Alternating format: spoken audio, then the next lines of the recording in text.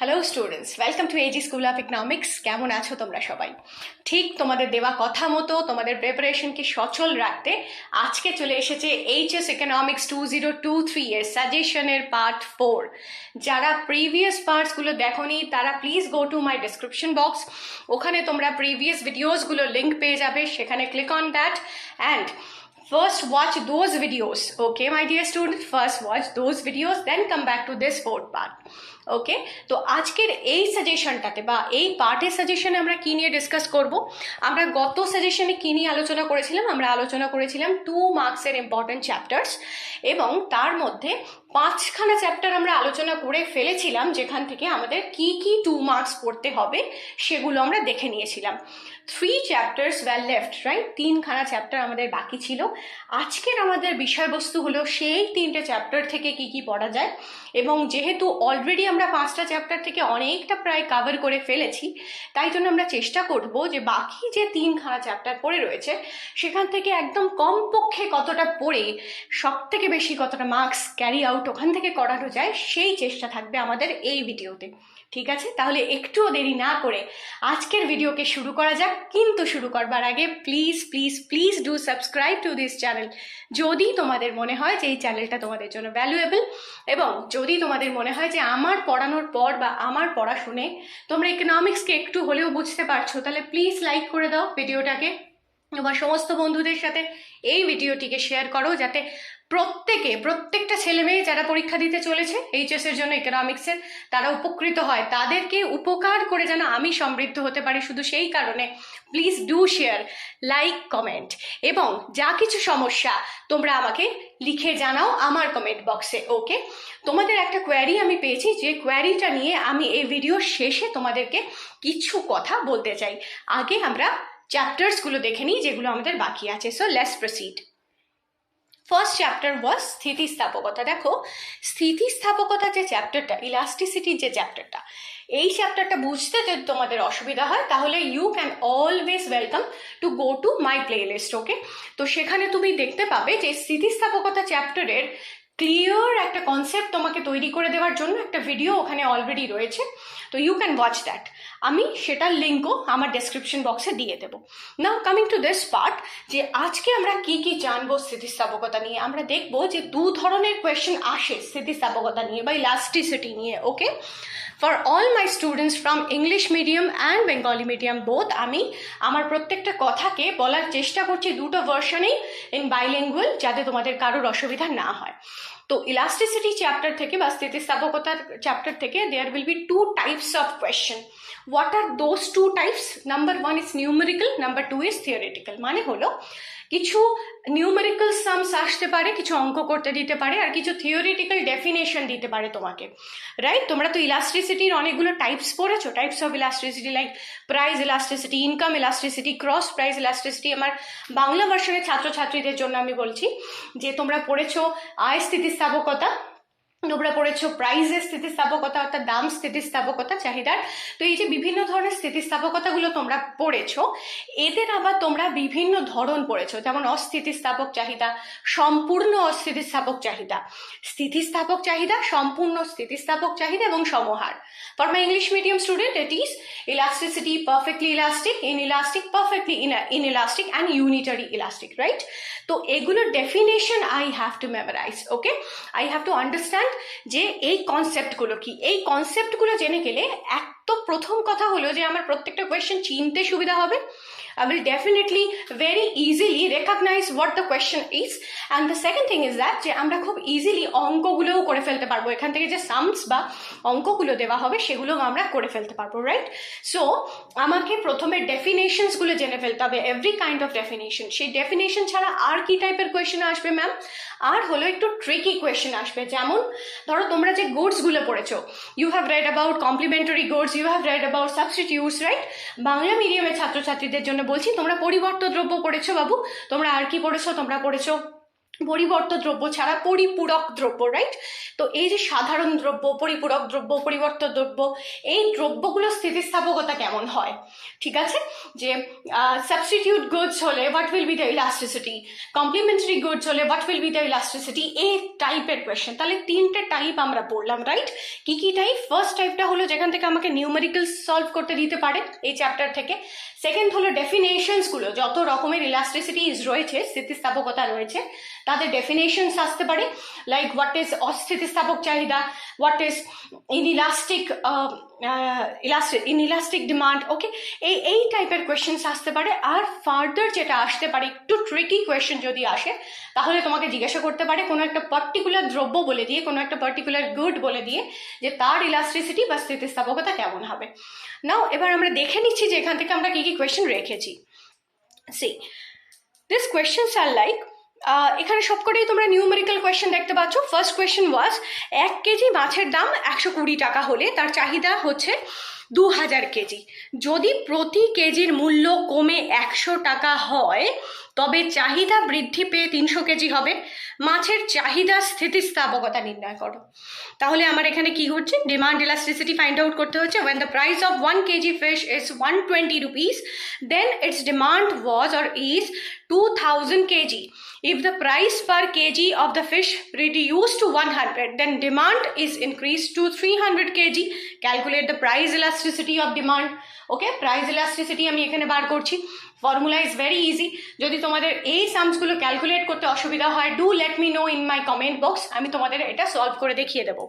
Next question is, কোনো দ্রব্যের দাম 8 টাকা থেকে বেড়ে 16 টাকা হলে চাহিদার পরিমাণ 30 কেজি থেকে কমে 20 কেজি হয়।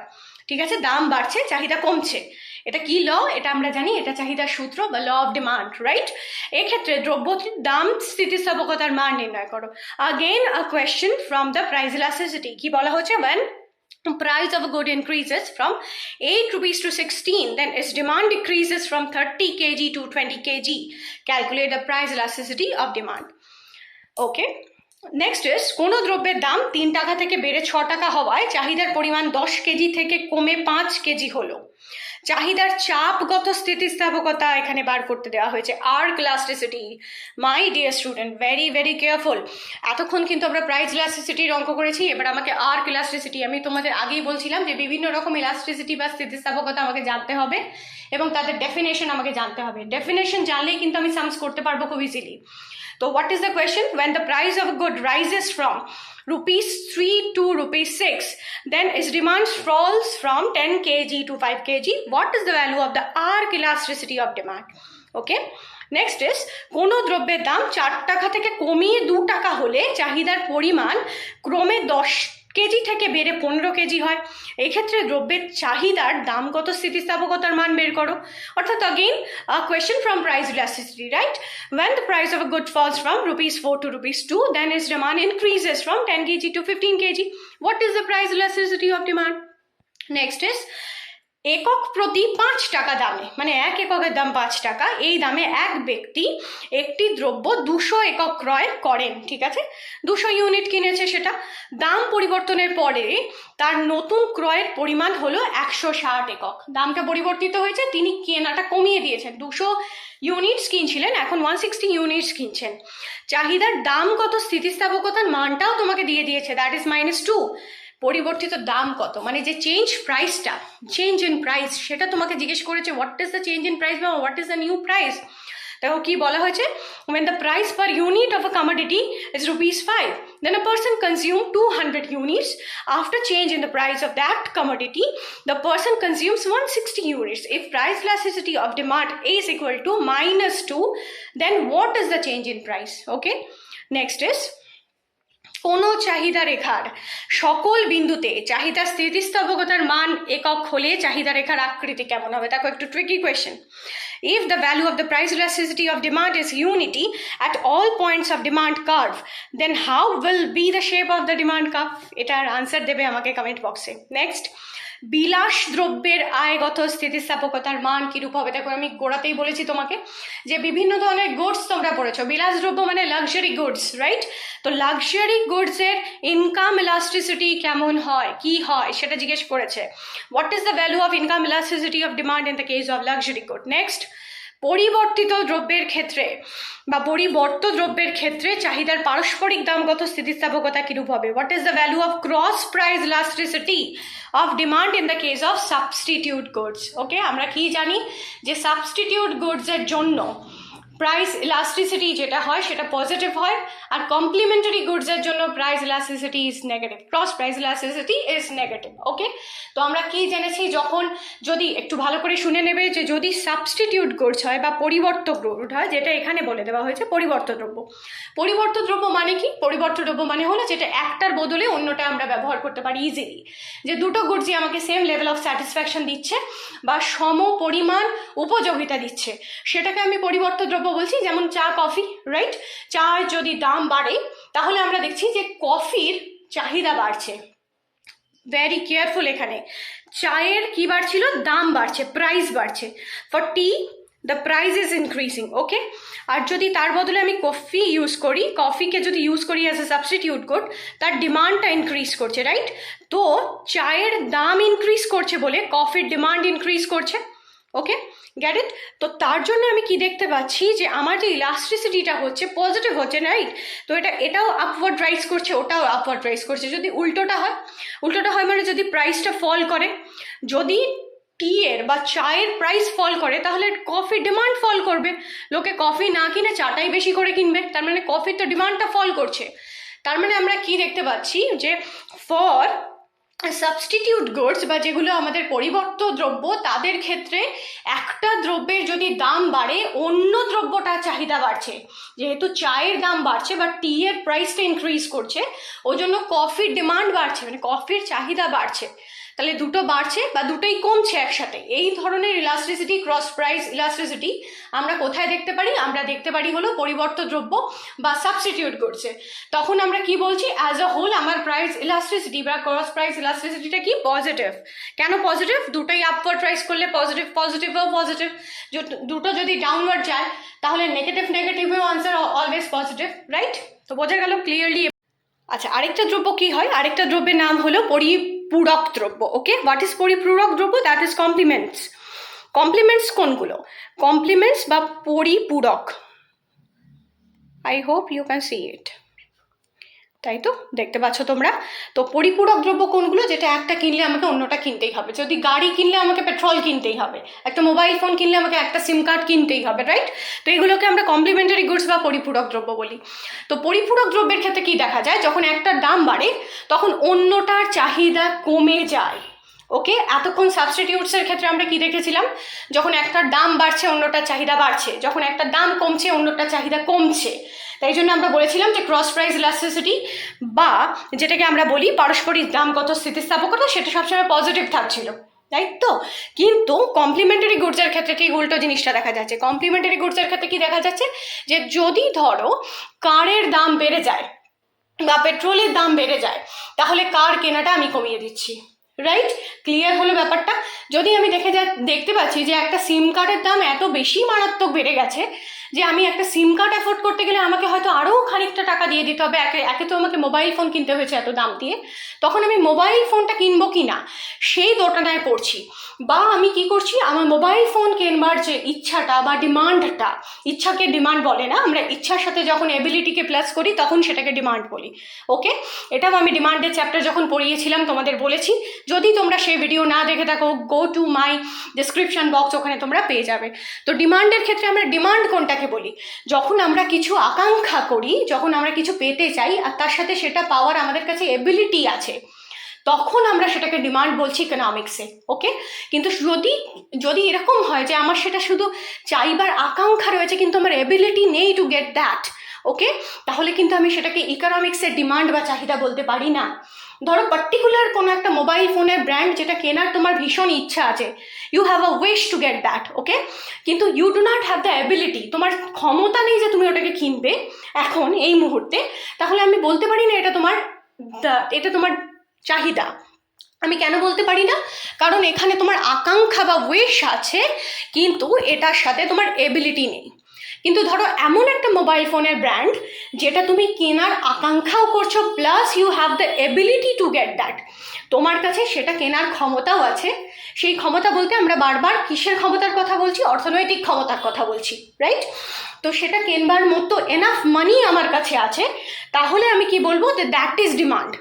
তো সেই ডিমান্ডের কথা আমরা এখানে বলছি, ঠিক আছে? তাহলে আমরা আরেকটা জিনিসও শিখলাম যে ডিমান্ড কাকে বলে, এবং ডিমান্ড কাকে বলে, ডিমান্ড রিলেটেড যত কোয়ারিজ রয়েছে সেটা তোমরা কিন্তু আমার ডিমান্ডের ভিডিওগুলো থেকে দেখে নিও, তোমাদের সমস্ত কোয়ারি ওখান থেকে ক্লিয়ার হয়ে যাবে।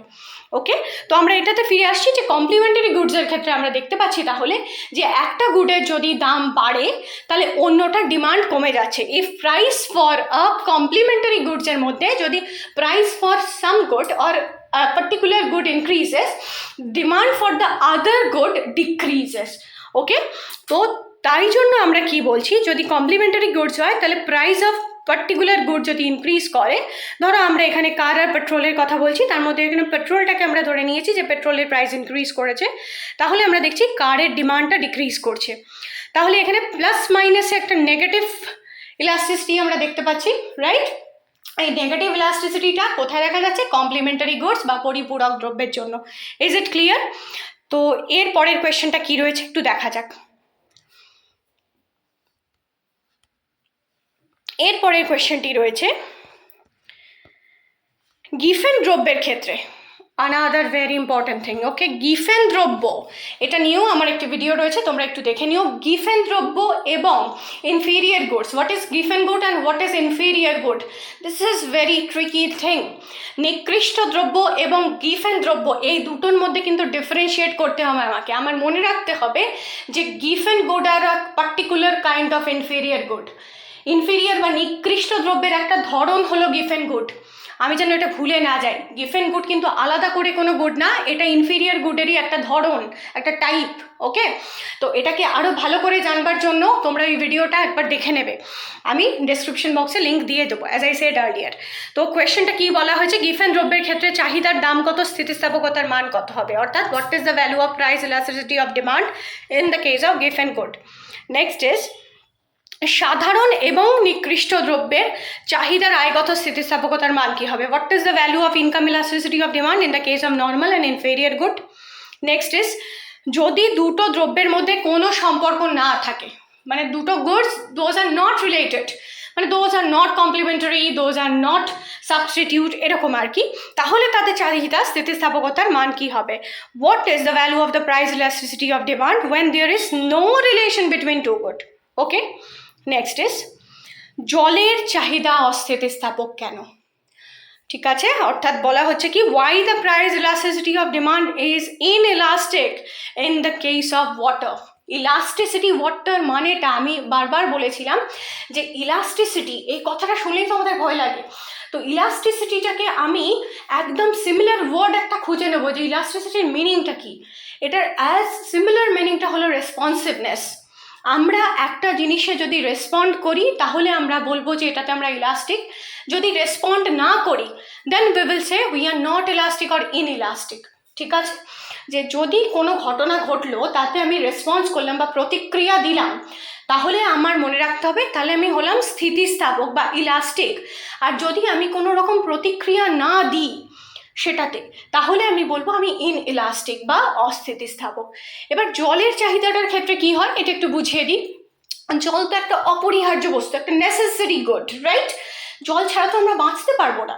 তো জলের দাম যতই বেড়ে যাক না কেন, একটা সার্টেন অ্যামাউন্টের জল তো আমাকে খেয়ে বাঁচতে হবে, আমাকে কনজিউম করতেই হবে।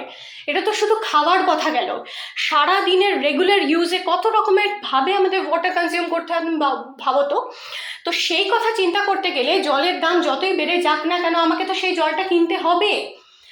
তার মানে জলের দাম খুব বেড়ে গেলে আমার সেটার উপরে কিন্তু কোনো এফেক্ট পড়ছে না আমার ডিমান্ডের, রাইট? আমার যতটা ডিমান্ড ছিল সেটা থাকবে। যদি জলের দাম খুব কমে যায় তাহলে কি আমি জল কেনা খুব বাড়িয়ে দেবো, মানে অতিরিক্ত জল কিনেই বা আমি কী করবো? ধরে নিলাম আমার কাছে জলের দাম দিয়ে আমাকে কিনতে হচ্ছে, এরকম সিনারিওতে কিন্তু। ওকে, তো আমার কাছে যদি আমি দেখি যে জলের দাম খুব কমে গেছে, তাহলে ওকে আমি অতিরিক্ত জল কিনবো? আমার তো যতটা লাগবে আমি ততটাই কিনবো।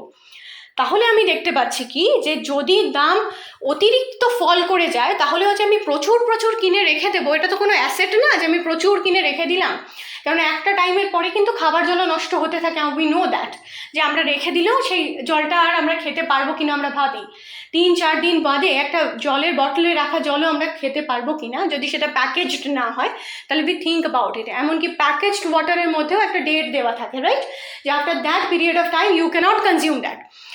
তো ব্যাপারটা এটা হচ্ছে বেটা, যে যখন আমরা কোনো জলের কথা বা কোনো নেসেসারি প্রোডাক্টের কথা ভাবছি, কোনো অপরিহার্য দ্রব্যের কথা ভাবছি, তখন সেক্ষেত্রে আমরা দেখতে পাচ্ছি, বা নিত্য প্রয়োজনীয় দ্রব্য যেটা বলা হয়, তাহলে নিত্য প্রয়োজনীয় দ্রব্য বা নেসেসারি গুডসের ক্ষেত্রে আমরা দেখতে পাচ্ছি যে তার দাম যতই উপরে যাক বা যতই নিচে যাক তার ডিমান্ডের উপরে অতটা এফেক্ট পড়ে না।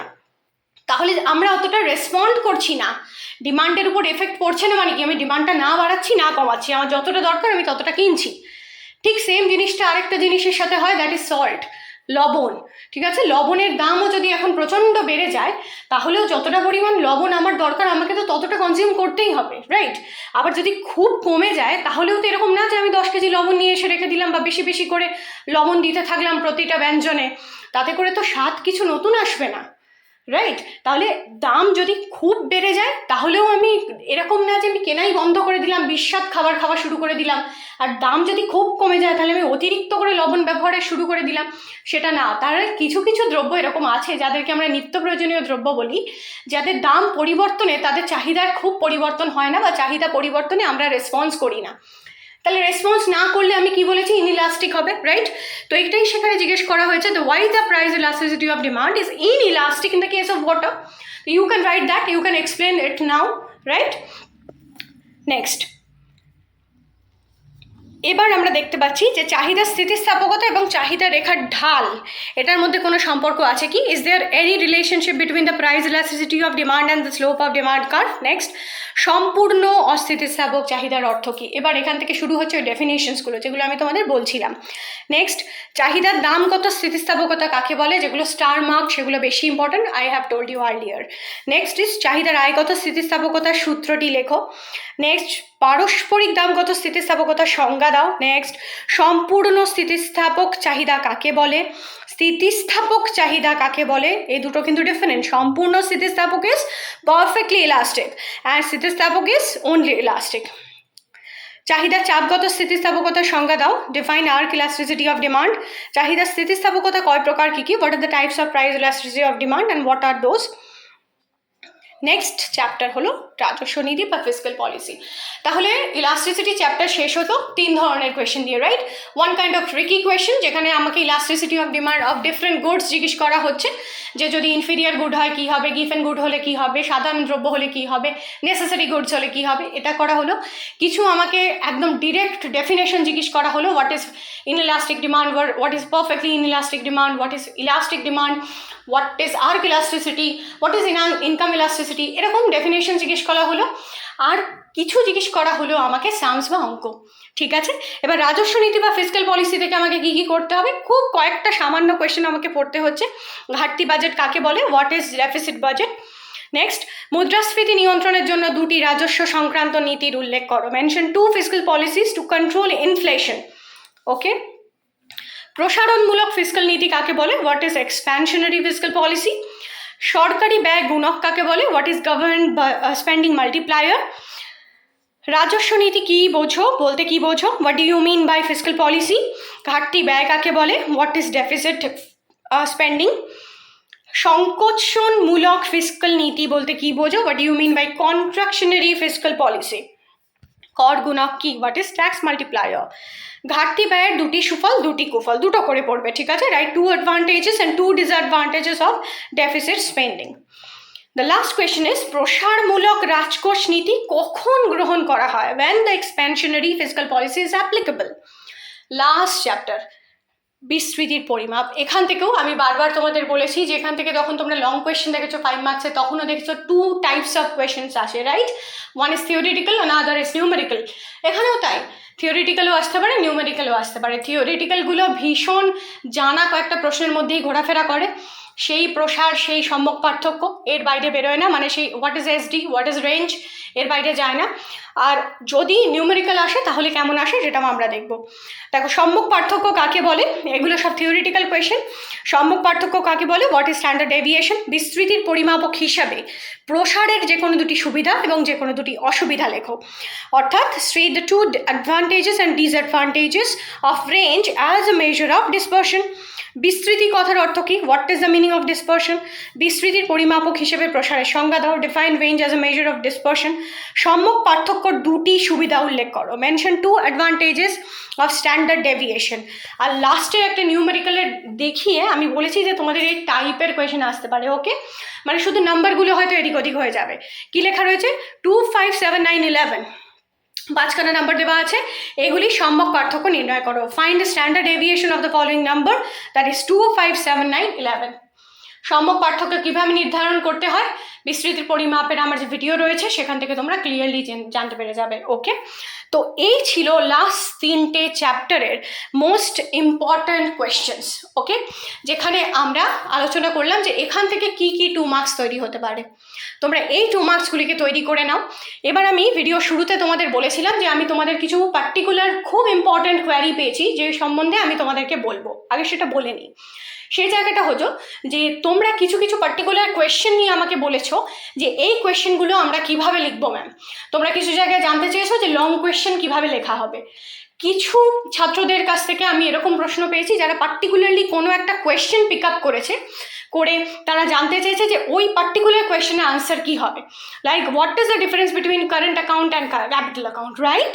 তো এই সমস্ত কোয়েশ্চেন্সগুলো তোমরা যারা করেছো তাদের জন্য আমি বলছি পার্টিকুলারলি যে এর পরে যে নেক্সট ভিডিওটা আসতে চলেছে সেটা তোমাদের ডাউট ক্লিয়ারিং ভিডিও হবে অ্যাবাউট দ্য লং কোয়েশ্চেন। মানে 5 মার্কস নিয়ে যে কোয়েশ্চেন্সগুলো তোমাদের ছিল যে কিভাবে লিখতে হবে, কতটা লিখতে হবে, how much to write, how to write, right? Where to start, where to stop, which points to be included, which points to be excluded, সেই সমস্ত টপিকস নিয়ে। আর পার্টিকুলারলি যে কোয়েশ্চেনগুলো তোমরা উল্লেখ করে দিয়েছো আমাকে, write the difference between capital and current account, এরকম যদি পার্টিকুলার কারো কোনো কোয়েশ্চেন থাকে তারা আমাকে লিখে জানাতে পারো কমেন্ট বক্সে। তো ওই পার্টিকুলার কোয়েশ্চেন্স নিয়ে আমি একদম থরো ডিসকাশন করব ইন মাই নেক্সট ভিডিও, ঠিক আছে? এছাড়া আমরা আর কি ডিসকাস করব, প্রিভিয়াস ইয়ারের এবং কিছু সাজেস্টিভ এমসিকিউ নিয়েও আমরা ডিসকাস করব, সেগুলো খুব ফাস্ট তোমরা পেতে চলেছো। Okay, so for today's class this is the thing. আজকের মতো আমি ক্লাস এখানেই শেষ করছি। তোমরা খুব ভালো থাকবে, সুস্থ থাকবে। এখন সবার একটু শরীর খারাপ হচ্ছে, একটা ভীষণ ভাইরাল ফ্লু আমরা দেখতে পাচ্ছি চারপাশে, তার থেকে একদম সামলে থাকবে। তোমাদের খুব সামনে পরীক্ষা, নিজেদের খেয়াল রাখো, বাড়ির গুরুজনদের এবং যারা তোমাদের থেকে বয়সে ছোট তাদের খেয়াল রাখো। খুব ভালো থাকো, পড়াশোনা করতে থাকো। কোনো অসুবিধা হলে অবশ্যই কমেন্ট বক্সে ইকোনমিক্স রিলেটেড আমাকে জানাবে, নিশ্চয়ই জানাবে। আমি আমার সাধ্যমতো চেষ্টা করব তোমাদের সাথে থাকার।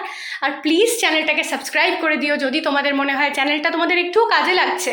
আর ভিডিওটাকে প্লিজ লাইক করে দিও যদি তোমাদের এই ভিডিওটাও একটুও কাজে লাগে। আর তোমার বন্ধুদের সাথে অবশ্যই শেয়ার করো আর কমেন্ট করে আমাকে জানিও যদি কোনো প্রবলেম থাকে, as it is. Okay, so that's it for today's class. Thank you my dear students, please do keep safe.